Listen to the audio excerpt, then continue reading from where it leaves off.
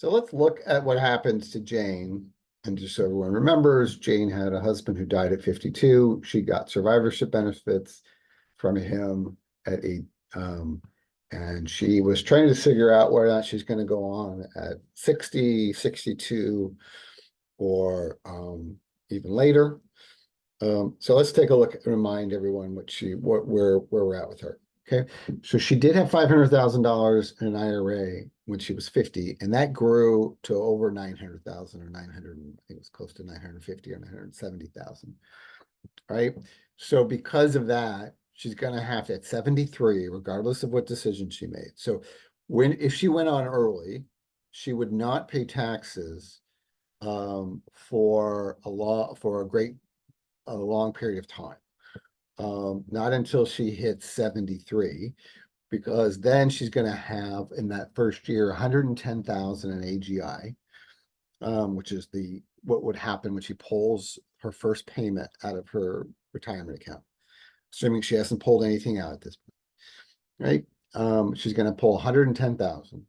She's then going to add to that the fact that she's being paid 35,724 by Social Security. Social Security is going to say, whoa, you got a lot of AGI here, you got a lot of income. Now all of a sudden that 35,724 is going to be taxable at 85%. So she's going to lose off the top her tax rate on 85% of that. So what is that? That's well over $25,000 will be taxable, right? And given that she's at the 110 AGI, you add that taxable amount of 25,000, you're looking at approximately 24% of taxes.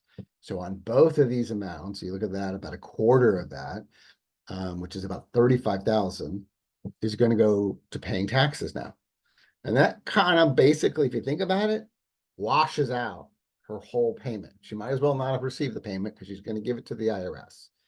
So this is why we talk about thinking about when you take this money and when do you take your Social Security and when is the best time to do it. And I want to remind you of the tax schedule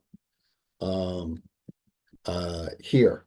So look at this tax schedule and you kind of say, okay, well, if I only wanted to give back 22% of that, I might adjust how I take that money out. I mean, obviously I'd want to get it down to like 12% if I could do that at all possible. But even just getting it down 10%, if we go back here, 10% of 140,000 is 14,000. That's a lot better than 35,000. Right? So you really want to try to get as much savings on taxes as you can. Now, what happens if in the big years, right?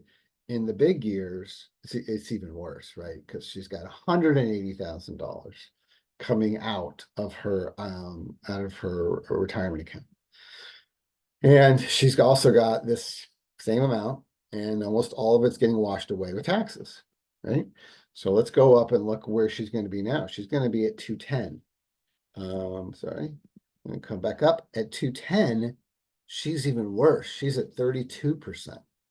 So now she's given back of this 180, 32% of 85% of that is going to put her at 205. So that's like $65,000. She's not only lost her Social Security benefit, but now she's lost another 30,000 of what she's pulling out of her retirement account. So I think it's a really important conversation to have with either with yourself or with an advisor. But she did have other options, and we're going to talk about those other options.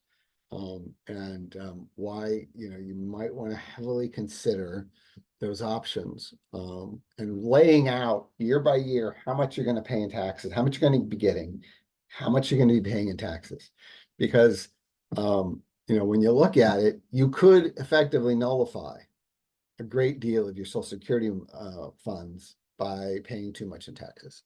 And these taxes are avoidable if you just think about when do you get the distributions?